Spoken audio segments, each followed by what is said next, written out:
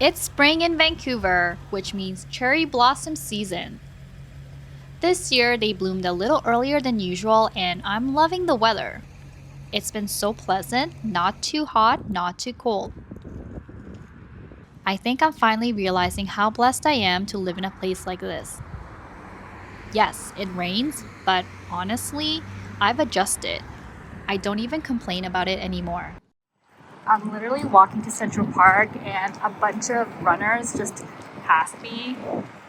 Like, I think everybody here is going to Central Park to run because we do have two big races coming up, the Sun Run and the BMO Run. So I came to Central Park with Jason to just like walk around the path that I would be running. I really like the ground here. It's nice and soft, so it's like really great for running. I also see a lot of runners. Lately, I've been driving around more just to keep the car battery alive. What a beautiful day in Vancouver to be driving. What a beautiful day to be driving on the Portman's Bridge. I'm driving, pressure to drive every week. Driving out of Portman's Bridge. Naturally, that led to a lot of spontaneous cafe visits around Vancouver. This is a matcha place that we're going to try today. Apparently they have a little special parfait today. Gardening with Miffy. Look at that, it's a small little rabbit. Oh, I miss my rabbit so much. Oh, this makes me to tears a little bit. Every spring, Vancouver runs these festival passport events. If you visit cafes on the list and spend a certain amount, you get a stamp, and every 3 stamps earns you 1 entry to win a gift card.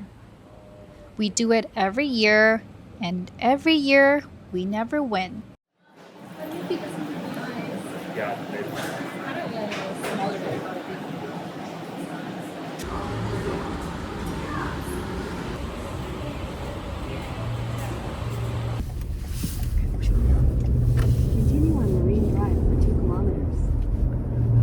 I'm hoping that this is the last drive and I won't have to drive.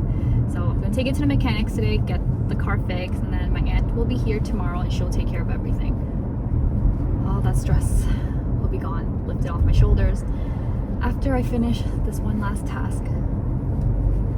We just dropped the car off at the mechanics and now we're just going to eat lunch while we wait for them to fix it.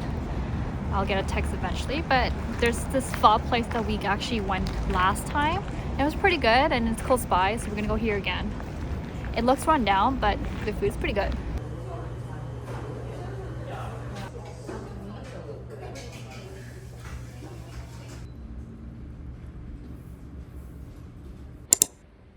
So today the weather is so nice outside that Jason said he wanted to go out for a walk.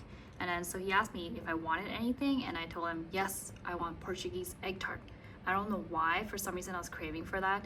So he just came back and got me this. And I was like, wait, this looks a bit odd. And he told me this is called a Napoleon Portuguese egg tart.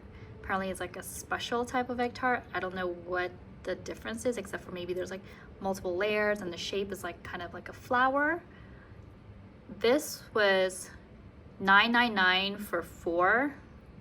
Generally at TNT they'll have like egg tarts, like 6 of them for $7.99, but this one's a lot more expensive, so it better taste good. But honestly, I think it's just the shape that's like the difference. My aunt came back from Korea recently. Her dog was so excited to see all of us, and the moment she got to my place, she ran straight into the living room, asserting dominance by barking the last place she remembers seeing Coco.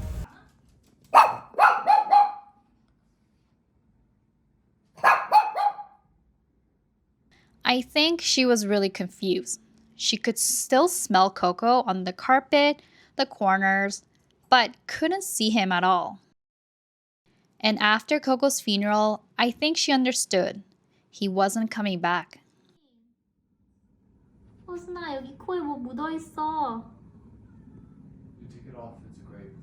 It's not a grave, it's like paper. But I'm scared he might bite me if I bring it too close. I think he's falling asleep. While my aunt was here, we ate a lot of good food. One of our favorite was this 100-year-old Chinese restaurant called Congee Noodle House. She recommended the swordfish congee, and wow, it was really delicious. Chinese 레스토랑에서 먹었는데 이 맛이 아니었어. Oh, tasty different? We have so much that we're running out of space to put everything.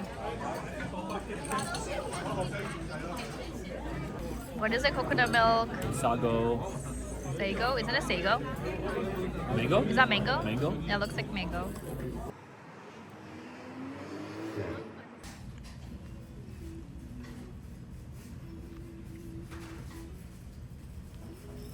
나 더워. I'm hot. Give me a coffee. 그거 아니지? 아니지? 아까 많이 먹었지? 아니야, 아니야. You can't find your office? How come?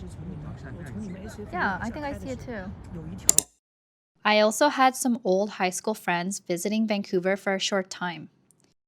I don't get many chances to see them, so every moment mattered, especially for someone like me who's pretty isolated here. Just walking to the restaurant, currently in Gastown, just walking. Somewhere here I see too. Keep a lookout for where.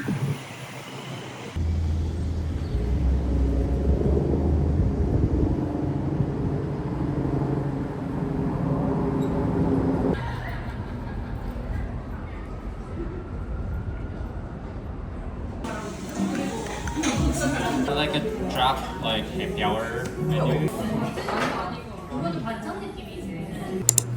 Today I'm gonna go all the way to Aberdeen Mall to see my friend Elaine, who came all the way from Toronto.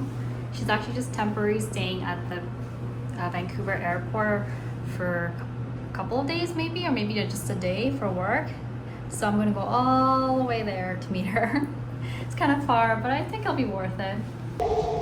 Beautiful weather, cherry blossom.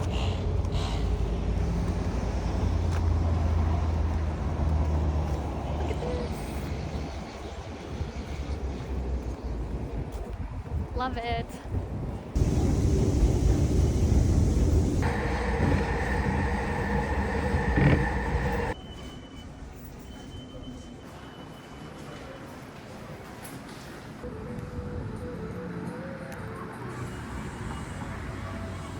This is what I got for like over $20.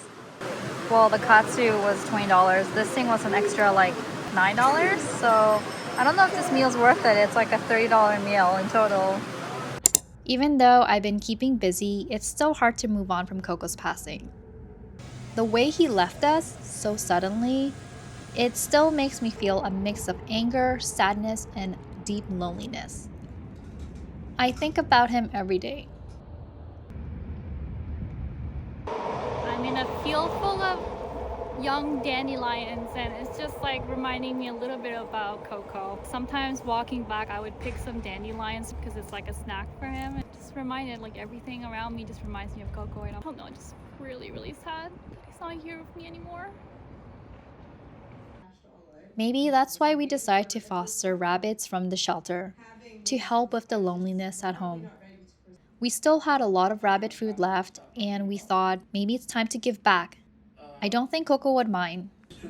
We went through the fostering application and interview process and got a pair. They were lab rabbits used in experiments. You can see the number tattoos on their ears. They were so scared, they wouldn't come out of their carrier at first. They even flinched at every sound, afraid to explore, afraid to roam. And they weren't litter trained at all, so every morning meant a deep clean.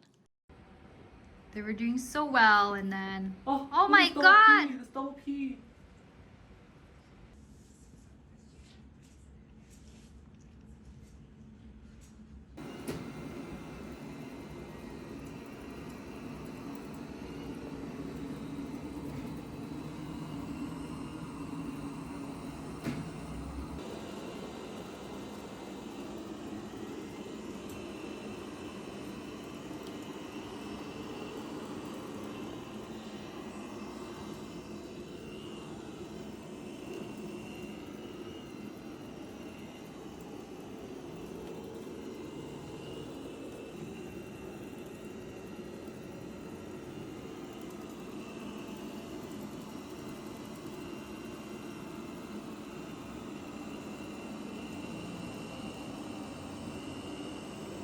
Eventually, we figured out we needed to have 2 litter boxes, one for each rabbit. The dominant rabbit was hogging the space. It helped. They started improving slowly. We got these 2 their own litter box because that one refused to share the litter box. You don't like your litter box? It's exactly the same thing. What's wrong? You want the litter box that he's laying in?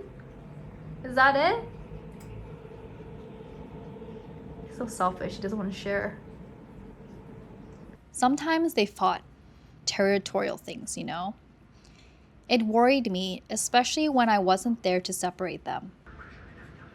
But we're hopeful. In the next few days, maybe they'll start to adjust. Maybe they'll begin to understand what it means to be safe, to feel love, to live in a home, to roam free without a cage. And maybe one day they'll find someone who will love them as much as we loved Coco. But for now, I will have to stay patient and do a lot more cleaning than I used to. Make a mess.